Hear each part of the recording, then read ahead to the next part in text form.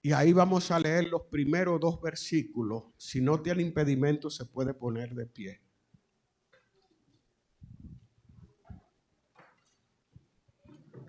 Hebreos 1, verso 1 y 2. Amén. Amén. Dios, habiendo hablado muchas veces y de muchas maneras en otro tiempo a los padres por los profetas, en estos postreros días nos ha hablado por el Hijo, a quien constituyó heredero de todo y por quien asimismo hizo el universo. Primera a los Tesalonicenses 2:13.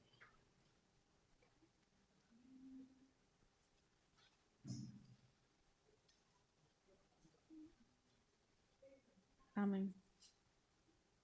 Por lo cual, también nosotros, sin cesar, damos gracias a Dios, de que cuando recibisteis la palabra de Dios, que oísteis de nosotros, la recibisteis no como palabra de hombres, sino según es en verdad la palabra de Dios, la cual actúa en vosotros los creyentes.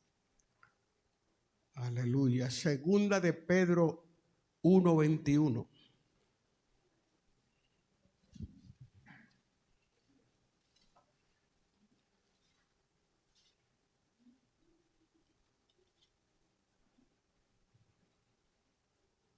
Amén. Porque nunca la profecía fue traída por voluntad humana, sino que los santos hombres de Dios hablaron siendo inspirados por el Espíritu Santo. Segunda a Timoteo capítulo 3.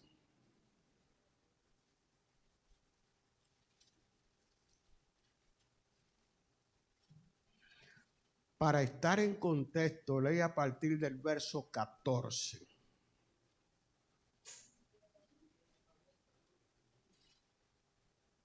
Amén. Pero persiste tú en lo que has aprendido y te persuadiste, sabiendo de quién has aprendido, y que desde la niñez has sabido las sagradas escrituras, las cuales te pueden hacer sabio para la salvación por la fe que es en Cristo Jesús. Toda la escritura es inspirada por Dios y útil para enseñar, para redarguir, para corregir, para instruir en justicia, a fin de que el hombre de Dios sea perfecto, enteramente preparado para toda buena obra. Bendito sea tu nombre, Señor. Acompáñeme en un momento de oración. Padre, gracias por este día. Señor, guíanos en este estudio. Ayúdame. Dame claridad en las ideas, Señor. Que yo no diga nada que tú no quieras que yo diga. Que yo no omita nada que tú no quieras que yo omita, Señor. Guíanos en este estudio, Padre, en el nombre de Jesús te lo pido. Póngase cómodo, mi hermano. Gloria al Señor. Todos esos textos que leímos, todos, dicen que la Biblia es palabra de Dios. Todos esos textos dicen eso. Y no solamente dicen eso, dicen algo más. El verso 15 de 2 de Timoteo capítulo 3 dice que aquel que no conoce a Dios, por medio de las escrituras puede conseguir la sabiduría que necesita para alcanzar la salvación por medio de la fe en nuestro Señor Jesucristo. Y aquel que cree, dice la escritura, que la escritura puede serle útil para enseñar. ¿Para enseñarlo a qué? Para enseñarlo a entender lo que está revelado en la Biblia. Para redarguirlo. Esto es para convencer a la persona de cuando ha obrado mal. Para corregir. Esto es para enderezar lo torcido cuando usted se dé cuenta que ha errado. Y para instruir en justicia. Esto es para educar, sometiéndonos a la disciplina que proviene de parte de Dios. Y dice el texto que la Biblia nos da todo eso con una finalidad: para equipar al Hijo de Dios para toda buena obra. Para eso la Biblia nos da todo eso. ¿Por qué Dios necesita equiparnos para toda buena obra? ¿Por qué? Busque la respuesta en Efesios 2:10.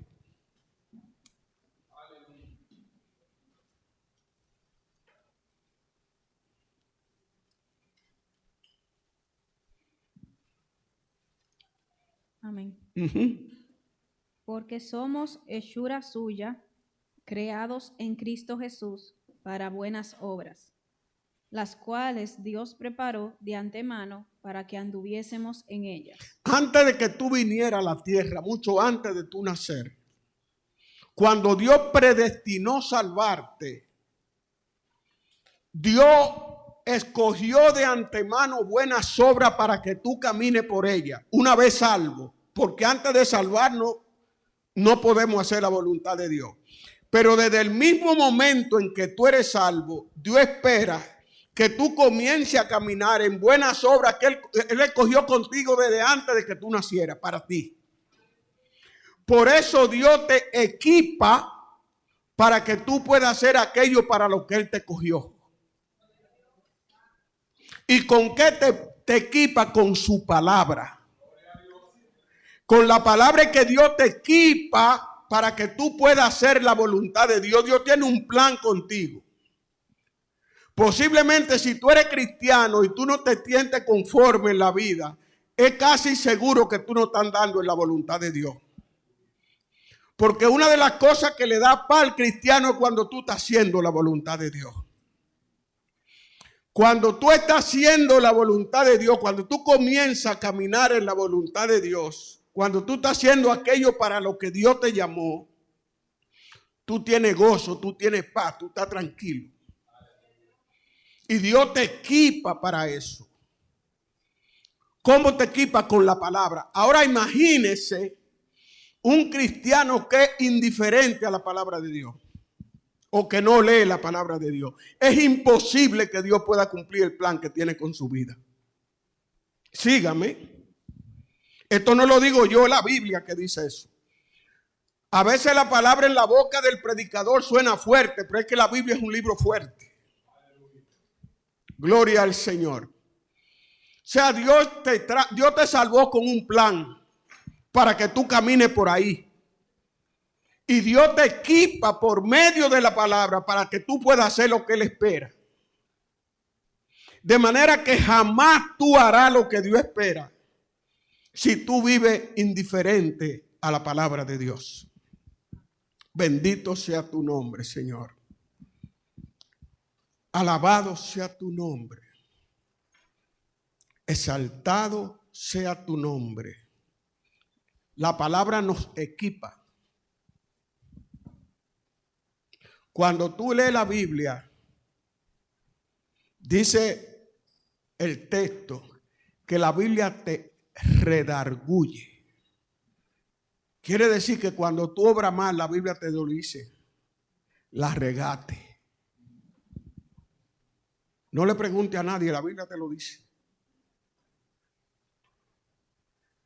Pero tiene que leerla.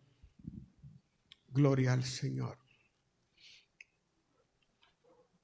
Antes de entrar al tema central de nosotros, que es la revelación de Dios a través de la Biblia, quiero que veamos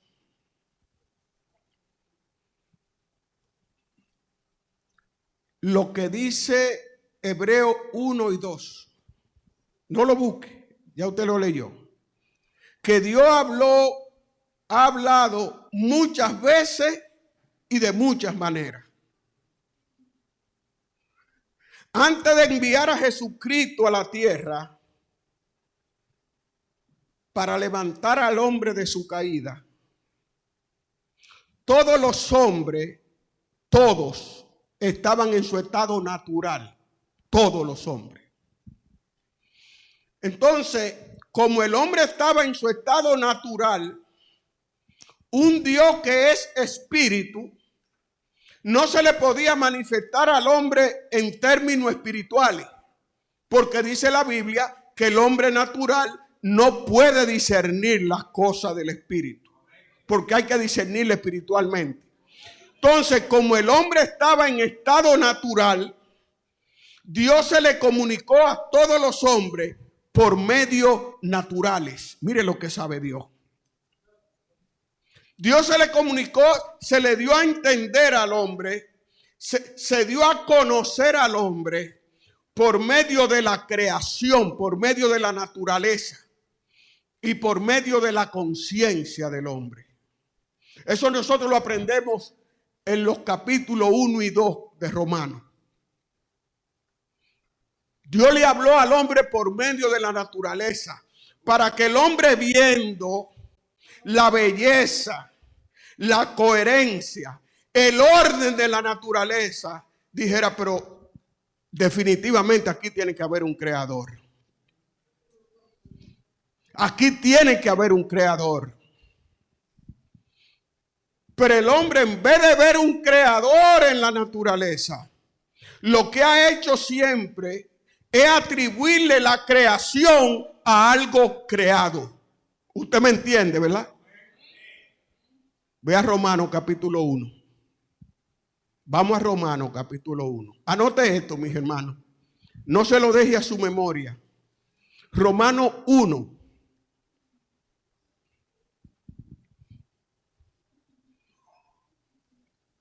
Empieza a leer en el verso 18. Amén.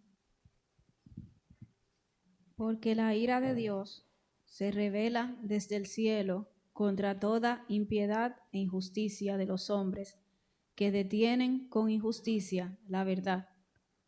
Porque lo que de Dios se conoce les es manifiesto, pues Dios se lo manifestó. Dios se le dio a conocer, sigue leyendo. Porque las cosas invisibles de Él, su eterno poder y deidad, se hacen claramente visibles desde la creación del mundo, siendo entendidas por medio de las cosas hechas, de modo que no tienen excusa. Pues habiendo conocido a Dios, no le glorificaron como a Dios, ni le dieron gracias, sino que se envanecieron en sus razonamientos, y su necio corazón fue entenebrecido. Profesando ser sabios, se hicieron necios, y cambiaron la gloria del Dios incorruptible en semejanza de imagen de hombre corruptible, de aves, de cuadrúpedos y de reptiles. O sea, el hombre, Dios se le revela por medio de la naturaleza, por medio de la creación, para que con lo que ellos ven y aprenden de la naturaleza, vean claramente a Dios. Pero lo que hace el hombre es que le atribuye la creación a algo creado. Entonces adora a eso creado como si fuera el creador. Por eso que dice que la ira de Dios se revela desde el cielo contra esas cosas. Gloria al Señor. Y el capítulo 2, en el capítulo 2 de Romanos, nos dice la Biblia que Dios se da a conocer al hombre por medio de la conciencia del hombre. De tu conciencia, de la conciencia del hombre, emana un conocimiento que el hombre no lo adquiere por intrusión, que lo puso Dios ahí. Antes de que existiera la primera escuela del mundo, el hombre tenía conocimientos que provenían de su conciencia. Si piense por un momento cómo procede Caín cuando se produce el primer asesinato que registra la historia de la humanidad. Le dice a su hermano, salgamos al campo. ¿Por qué no lo mató en la casa? Y le dijo a Adán y Eva que lo ayudaran a matarlo. Porque él sabía que estaba mal. ¿Quién se lo dijo? Su conciencia.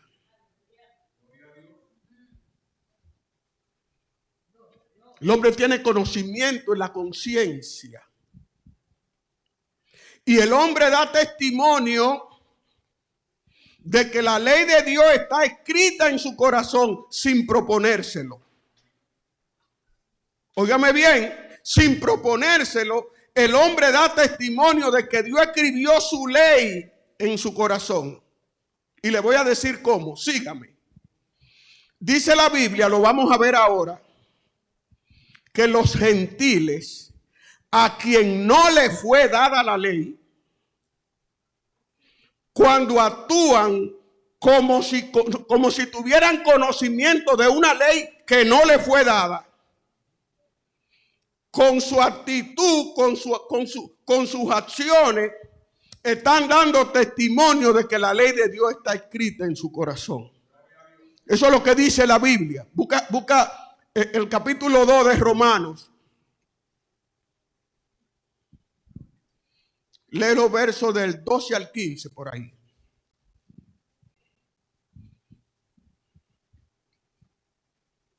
Amén. Uh-huh. Porque todos los que sin ley han pecado, sin ley también perecerán. Y todos los que bajo la ley han pecado, por la ley serán juzgados.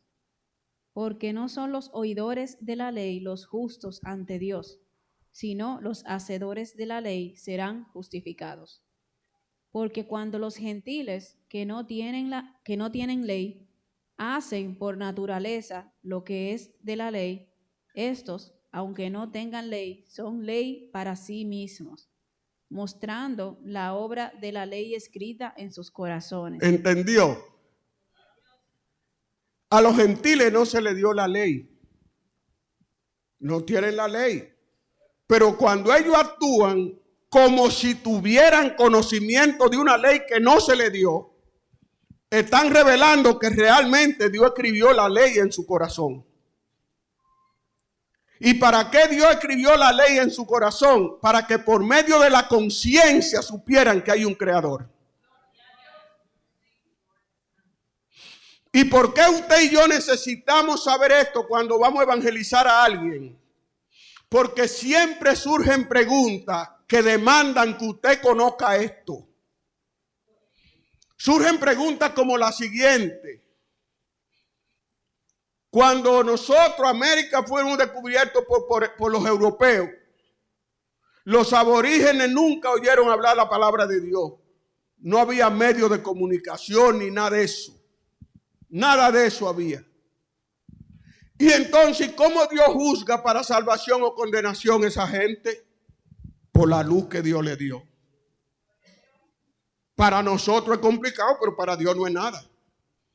Y no tenemos que irnos tan lejos para los aborígenes. Hoy, a esta hora que yo hablo con usted, están muriendo personas que nunca han oído el evangelio. Y Dios tiene cómo juzgarla. ¿Cómo Dios la juzga? De acuerdo a la luz que Dios le dio respecto a él. Y cómo la persona actúa respecto a esa luz que recibieron de Dios. Así es que Dios la juzga, no se complique con eso. Así es que Dios juzga a la persona. Ah, que fulano se murió y nunca le han predicado. Dios tiene cómo juzgarlo. Usted y yo no, pero Dios sí. No crea, todavía hay mucha gente, muchos sitios donde no se ha predicado el evangelio. La señal de las señales de la segunda venida de Cristo. En Mateo 24:14, no lo busque. Y será predicado este evangelio del reino en todo el mundo para testimonio a toda la nación. ¿Y qué? Y entonces vendrá el fin. Y será predicado este evangelio del reino en todo el mundo para testimonio a todas las naciones. Entonces, cuando se dé esa señal que se predique el evangelio, entonces Cristo viene. Porque esa nunca se ha cumplido. Cuando se cumpla, entonces se produce la segunda venida de Cristo. Todavía faltan lugares donde el evangelio no se ha predicado. Pero cuando alguien muere sin que se le predique, Dios lo juzga de acuerdo a lo que Dios le ha revelado a ellos respecto a Dios. Gloria a Dios. Y a usted le van a preguntar. Y usted tiene que saberlo. ¿Por qué? Porque no es bueno que cuando alguien que no conoce a Dios nos haga preguntas, nos pongamos a gaguear. Como que no sabemos de lo que nos están hablando. Gloria al Señor. Por eso le dije, estén atentos a la enseñanza de hoy, que eso también son temas que salen cuando usted está evangelizando. ¿Dónde empezó todo este problema en que está envuelta la humanidad?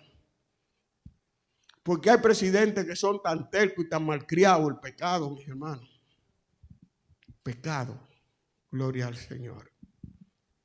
De manera que quería compartir esto con usted antes de entrar al tema central de nosotros, que es la Biblia como palabra de Dios.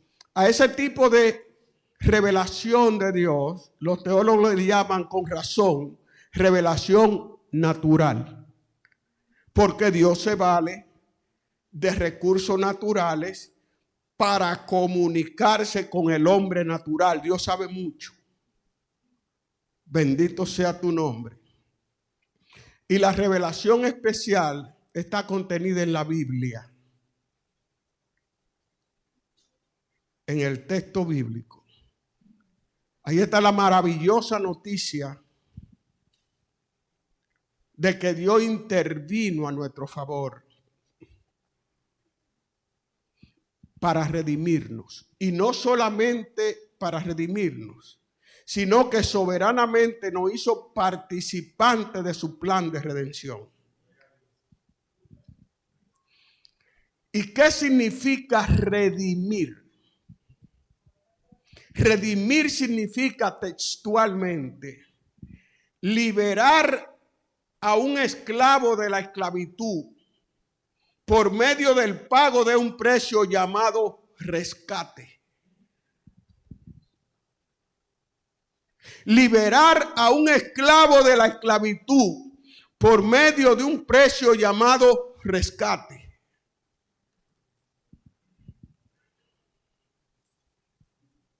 Pastor, ¿y yo era esclavo? Sí. Y el que está al lado tuyo también. Desde que naciste, eres esclavo. ¿A qué? Al pecado. Y ni podía liberarte tú solo o sola. Y no había nada ni nadie en este mundo que te pudiera poner en libertad.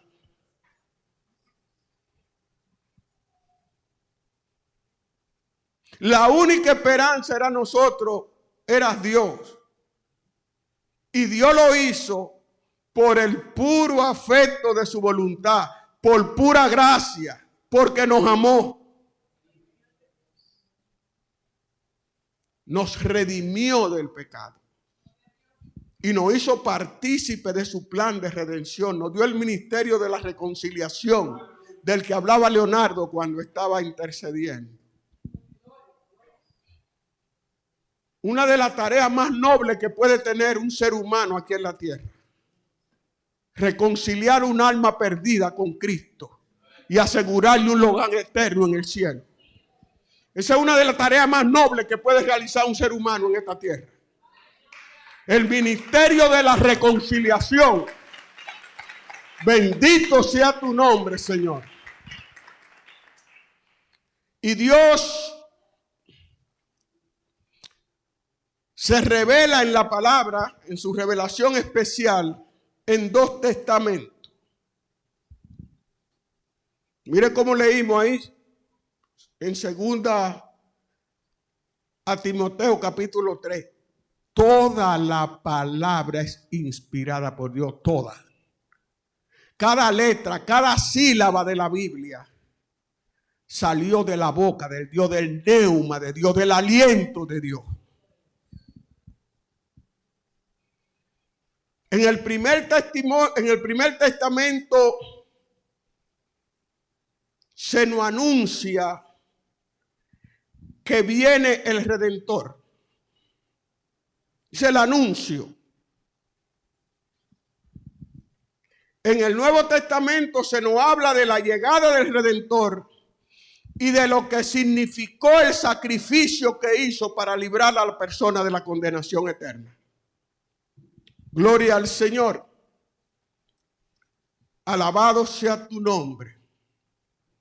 Y para fines de este estudio,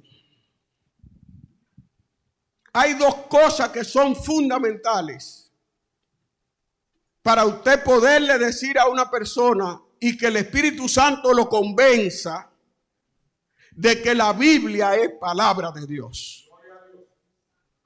¿Cuáles son esas dos cosas? Mire, yo estoy respirando por la herida, pues yo tuve problemas. Ese fue mi problema.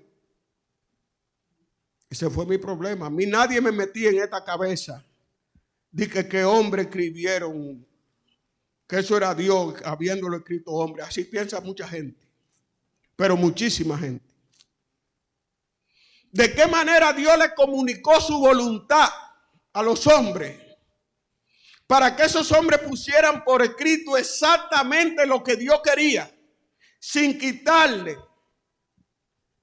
sin ponerle y sin cometer error. ¡Wow! Bendito sea el Señor. Eso habla de la palabra entre nosotros, para nosotros.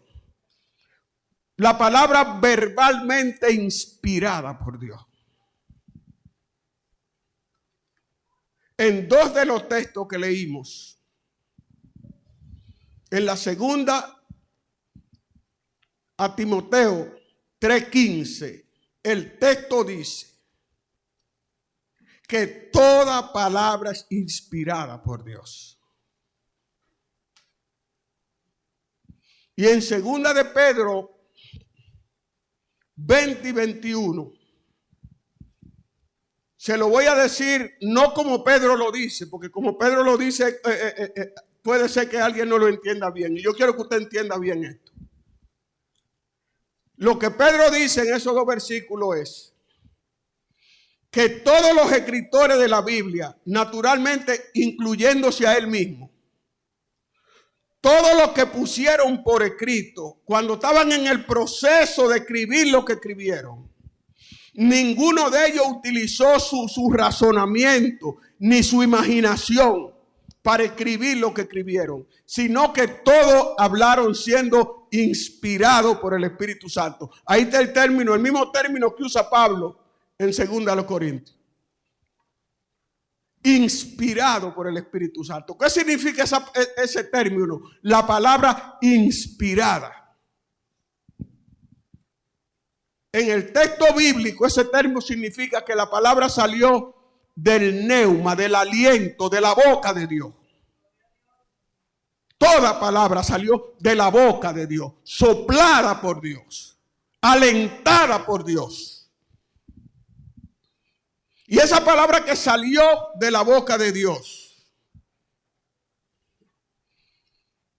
¿cómo Él la comunicó a los escritores de la Biblia? ¿Se la susurró al oído? Diga no. Diga no, que no se va a equivocar.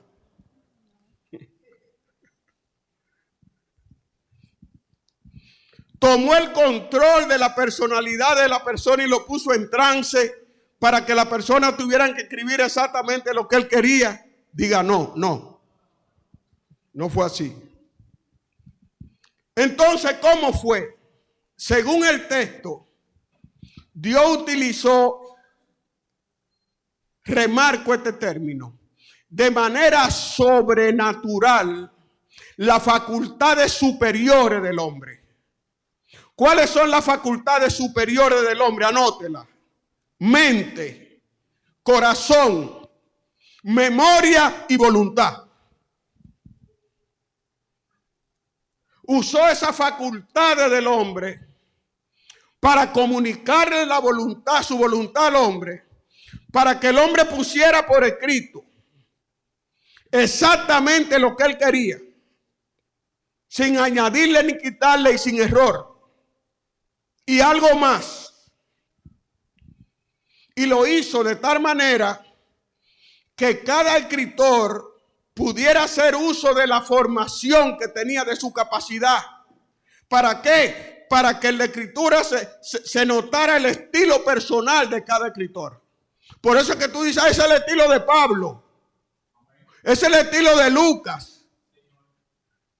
Para que, revelando cada escritor su propia personalidad, su propio estilo, escribiera exactamente lo que Dios quería que le dio. Ahora, la segunda cosa. ¿Y cómo sabemos que eso es verdad? Que la pintura es dura. ¿Y cómo sabemos que eso es verdad? Porque la Biblia lo dice. Eso no es suficiente para el que no conoce la Biblia, no lee la Biblia, no sabe lo que dice la Biblia. Eso no es suficiente para el que lo duda. Lo dice ahí, pero yo no lo creo. Eso no es suficiente para el que lo niega. ¿Y cómo le demostramos a la persona que es verdad? La hipótesis de su pastor, recurriendo a las profecías. A la profecía. ¿Por qué, pastor? Porque todos los hombres con quien tú hables van a tener que admitir que ningún hombre conoce el futuro. No hay hombre que conozca el futuro. Con todo el que tú hables tienes que admitir eso. Que no hay hombre que conozca el futuro. Número 1. Y Dios dice, aleluya, que el único que conoce el futuro en este mundo es Él. Isaías 46. Que Él es el único que conoce el futuro, más nadie. Bendito sea tu nombre, Jehová. Alabado sea tu nombre, Señor. Isaías 46, versos 9 y 10. Léelo alto, Nicky. Amén. Acordaos de las cosas pasadas desde los tiempos antiguos, porque yo soy Dios y no hay otro Dios, y nada hay semejante a mí, que anunció lo por venir, que anuncio lo por venir desde el principio, y desde la antigüedad lo que aún no era hecho, que digo, mi consejo permanecerá y haré todo lo que quiero. Nada más Dios conoce el futuro. Y como solamente Dios que conoce el futuro, usted va a encontrar textos en la Biblia que dan los mismos textos, testimonios de que la Biblia es palabra de Dios. Le diré 2 ejemplos. Los profetas que profetizaron acerca del tiempo de esta salvación, del tiempo de la gracia. Los profetas que profetizaron del tiempo, de este tiempo de la salvación, de la venida de Jesucristo, y que Jesucristo iba a traer la salvación, y que iba a salvar a la humanidad a base de padecimiento, y que después de los padecimientos vendría una gloria grande. Los profetas que profetizaron eso, ellos querían saber ellos mismos cuándo iban a suceder esas cosas, cuáles personas participarían, en qué circunstancias iban a ocurrir esas cosas. Y Dios le dijo a ellos que eso que ellos escribieron no era para conocimiento de ellos, sino de nosotros. Primera de Pedro, capítulo 1.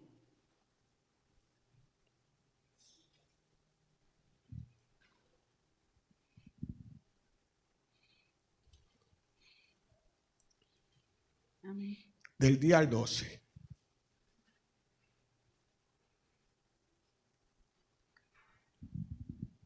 Los profetas que profetizaron de la gracia destinada a vosotros, inquirieron y diligentemente Hicieron el esfuerzo por saber. Sigue leyendo. indagaron acerca de esta salvación, escudriñando qué persona y qué tiempo indicaba el Espíritu de Cristo que estaba en ellos, el cual anunciaba de antemano los sufrimientos de Cristo y las glorias que vendrían tras ellos.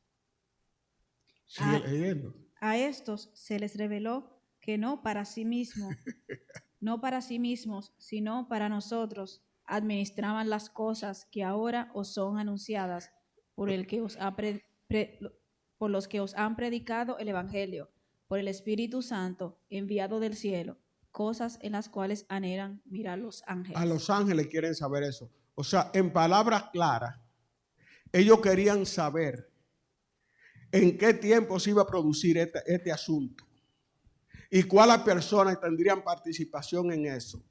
Y el Señor les reveló, no, eso que ustedes están escribiendo no es para conocimiento de ustedes, es para conocimiento de ellos. ¿Qué es lo que eso te está diciendo? Que los mismos escritores de la Biblia escribían cosas porque estaban seguros que era Dios que se la estaba diciendo, pero ellos mismos no entendían cómo ni cuándo iban a suceder esas cosas. ¿Me copia? Eso es lo que dice el texto. Están esforzándose por saber cuándo va a ser esto, qué personas van a intervenir en esto. Y el Señor le dice, no, eso no es para ustedes. Ustedes lo están escribiendo, pero ese conocimiento no es para ustedes. Es para nosotros. Aleluya. Bendito sea tu nombre. Bendito sea tu nombre. Dios ha tenido por norma siempre en su trato con la humanidad, cuando va a derramar juicios importantes en este mundo por el pecado del hombre y por la rebeldía del hombre contra él, siempre lo anuncia para que el mundo se prepare, especialmente los creyentes. Anunció el diluvio con 120 años de antelación antes que llegara. Anunció la destrucción de Sodoma y Gomorra. Anunció la destrucción de Nínive, la capital del imperio asirio. Anunció la destrucción de Babilonia. Anunció la destrucción de los dos reinos de Israel, del reino del norte y del reino del sur. Anunció la segunda destrucción de Jerusalén y el templo en el año 70 de esta era. Siempre lo anuncia. Y nosotros, ojo, hijos de Dios, hijas de Dios, no nos dejemos influenciar por la forma en que reacciona el que no conoce a Dios frente a las profecías. Porque reaccionan siempre de la misma manera, como reaccionaron en el diluvio. Así mismo, eso ha sido así siempre. Siempre va a pasar esto. ¿Qué me importa a mí? Cuidado con usted. El que no conoce a Dios, que reaccione como quiera, pero cuidado con nosotros. Yo le estoy orando a Dios para que Él inquiete a alguno de sus siervos. Tengo años orándole a Dios. Que escriba un texto nada más de profecía. Profecía pronunciada, profecía cumplida y las que faltan por cumplir. Para yo saber cuántas. Pero yo sé que en la Biblia tienen que haber miles de profecías cumplidas. Porque hay profecías que nosotros no las tenemos como tal. Muchísimas. Le voy a decir una. Una que usted nunca la ha tenido como una profecía. Cuando Jesucristo iba a hacer su entrada a Jerusalén, ¿qué le dijo a los discípulos? Vayan a esa aldea del frente. Y cuando entre van a encontrar un pollino, un burrico, atado. Desátenlo. Y si el dueño le pregunta por qué lo desatan, dígale que el maestro lo necesita. Eso fue una profecía porque cuando ellos fueron pasó a sí mismo. Pero usted y yo no lo tenemos como profecía. Hasta hay un paquetón de profecía en la Biblia. Y todas se han cumplido, sin fallar. Todas se han cumplido. Salmo 22. ¿Usted sabe cuándo se escribió ese salmo? Ustedes no tienen que saber porque soy yo que estoy predicando. 1000 años antes de Cristo nacer. 1000 años antes del nacimiento de Cristo. Le hace el verso 1 junto con Nicky. Léaselo en su memoria. ¿Cómo comienza el versículo 1? Dios mío, ¿por qué me has desamparado? ¿Eso no le suena familiar? ¿Y habrá alguien aquí que eso no le suene familiar? Versos 7 y 8. Todos los que me ven me escarnecen, estiran la boca, menean la cabeza, diciendo: se encomendó a Jehová, líbrele él, sálvele, puesto que en él se complacía. 7 y 8, ¿tú leíste? Amén.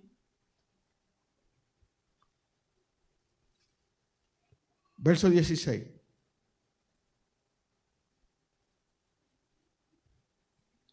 Porque perros me han rodeado, me ha cercado cuadrilla de malignos, horadaron mis manos y mis pies. ¿Eso les resuena familiar? 1000 años antes. Verso 18. Repartieron entre sí mis vestidos y sobre mi ropa echaron suertes. ¿Eso les suena familiar? 1000 años antes. Y usted y yo no sabemos lo que va a pasar cuando este culto se acabe. ¿Cómo es posible que una gente pueda decir lo que va a pasar 1000 años después con una precisión increíble? Que los incrédulos cuando lo ven dicen: no, esto no es así, esto se escribió después que sucedió. Como describe Zacarías la entrada de Jesús a Jerusalén. En el capítulo 9 de Isaías. Gózate de júbilo, que sé yo qué, de Jerusalén, que tu rey viene justo, que sé yo qué, montado, cabalgando en un pollino. La profecía de Zacarías fue en el 520 antes de Cristo.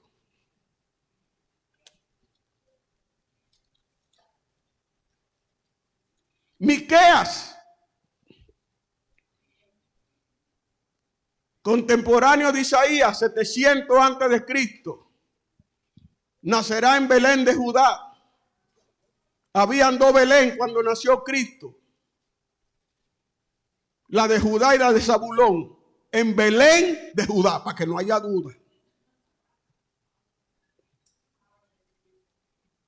Y nacerá como hombre, pero su existencia desde los días de la eternidad. Miqueas 5, 1 y 2. Oh, bendito sea tu nombre, Señor.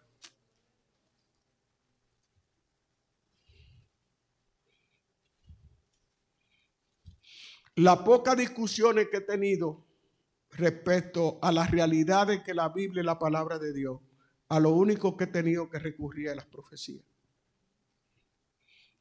Para una persona que no conozca a Dios, porque con usted yo no tengo problema.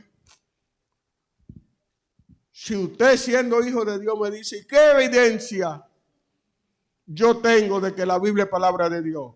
Fíjese en una foto que puso Joel por ahí, que dijo Joel: esto es para los que no creen que Dios hace milagros. Y puso una foto de él. Esto es antes y después. Ojalá que usted lo vea. Parece una cosa. Yo no sé lo que parece. No me atrevo ni a decir. Oye, usted no es salvo. Y nada más la palabra salva. Y el Espíritu nos da testimonio de que soy hijo de Dios. Porque si alguno está en Cristo, nueva criatura es. Las cosas viejas pasaron y aquí todas son hechas nuevas. Antes de mi salvación, mi voluntad estaba esclavizada al pecado. Yo no podía dejar de pecar. Y ahora cuando me llegan pensamientos extraños, digo, diablo, no inventes, eso es para ti. Pero eso con usted, con el inconverso es diferente. Creo que el recurso más expedito para uno presentarle el tema y que el Espíritu Santo pueda convencerlo de la verdad son las profecías cumplidas, porque ningún hombre conoce el futuro. Ningún hombre, nadie te puede decir que el hombre conoce el futuro, por impío que sea y por porfiado que sea discutiendo. El hombre no conoce el futuro. Isaías 53, 52 y 53, que habla de los sufrimientos del siervo de Jehová. El que lee eso dice, pero es imposible que este hombre pudiera describir eso 700 años antes. Lo que pasa es que en algunos casos también, y es bueno que nosotros lo sepamos, Jehová le mostró visiones a sus siervos. Vieron las cosas en visión. Como en el caso de Zacarías. Los primeros 6 capítulos del libro de Zacarías son 8 visiones que Dios le mostró al profeta. Lo vieron clarito en visión. Por eso es que describen cosas con una exactitud increíble. Pero aunque no lo vieran en visión, lo describen de manera exacta. Porque Dios le habló en visión, en sueño, al corazón. Cómo Dios le habló al corazón. Y la gente sabía, sin lugar a duda, que era Dios que le estaba hablando. El caso de Nehemías. ¿Usted conoce el caso de Nehemías? ¿Cómo fue que Dios le hace el llamado a Nehemías? Llegando de allá al imperio persa y él le pregunta, ¿y cómo está la provincia y los que están allá? Eso está hecho leña. Y ahí mismo siente el llamado de Dios. Nehemías, tú eres el hombre que yo tengo para eso. Se quebrantó ese día, empezó a ayunar y a orar. Sintió la voz de Dios de manera inequívoca que Dios le hacía un llamado. Que Dios habla claro. Dios habla claro. Bendito sea tu nombre. Profeta Daniel, mis hermanos. Profeta Daniel. No quiero abusar del tiempo, porque tenemos que hacer algo cuando termine de predicar. Pero quiero aprovechar eso de la profecía de Daniel. Daniel profetizó los grandes imperios que iban a ocurrir en la humanidad. Y dijo hasta el logo que iba a tener cada uno. Hasta el logo que iba a tener. Gloria al Señor. Una vez estábamos nosotros compartiendo un estudio de célula en la 135. Espero que todos que están ahí se acuerden porque ellos estaban ahí en esa ocasión. Nos habían empezado a visitar Teresa y Alexi. Y ella me dice, ay pastor, yo tengo una hija universitaria que cada vez que le hablamos de Biblia dice que no, que esto, que digo, tráela que yo soy universitario también. Quizás nosotros no podamos entender. Y ella le dijo y la convenció y ella fue. Y ese día me pongo yo a hablar de este tema, de cómo Daniel profetizó los grandes imperios que iban a haber en la humanidad. Y yo veo que ella, la muchacha queda así. Así. Y cuando yo termino, me dice, pastor, ¿y la Biblia habla de eso? Dice, hoy estaba yo recibiendo esa misma enseñanza en historia universal. Por eso es que usted me oye a veces que yo digo que Dios grande que tengo. Y esa muchacha, a partir de ese día, jamás dejó de ir a la célula. Y me duele que esa muchacha no le esté sirviendo al Señor, porque tiene un llamado grande de parte de Dios. De toda esa familia, el llamado grande, lo que nos conocimos, lo tiene ella. La profecía de Daniel, mis hermanos. Todos los grandes imperios, Babilonia, Medo-Persa, Greco-Macedonia, Roma. Y después de Roma viene lo otro. A su nombre, gloria. Las 70 semanas de Daniel. Váyase por ahí. No se vaya por otro lado. Por otro lado es incómodo. Por terco que sea un ser humano y porfiado, todos los seres humanos sabemos que el hombre no conoce el futuro. El futuro nada más lo conoce Dios. Y ahí hay miles de profecías cumplidas. No hay una profecía bíblica que no se haya cumplido. Y las que están profetizadas para el porvenir se van a cumplir igualito. No se la menciono ahora porque yo estoy revisando la escatología. Porque hay algunas cosas que yo la aprendí mal y la he enseñado mal también. Pero yo no tengo problema para decir me equivoqué cuando me equivoco. El orgullo del diablo. Claro, mi hermano, a mí me lo enseñaron mal. Hay enseñanzas pentecostales que nos han dado, que no están bien. Tenemos que revisarlas. Pero las profecías que faltan también se van a cumplir. Váyase por ahí en caso de que sea necesario abordar este tema con alguien para que el Espíritu Santo pueda convencerlo de que la Biblia es palabra de Dios. Porque después que somos salvos ya tenemos la comprobación. Porque no hay salvación fuera de la palabra de Dios. La fe viene por el oír. Y no por oír pamplina. Por oír palabra de Dios. Es por la palabra que somos salvos. Es por la palabra que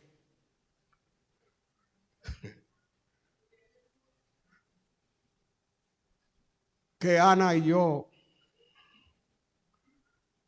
ahora la gente nos ve y dice, oh, pero mira, ay, pero a su nombre, gloria.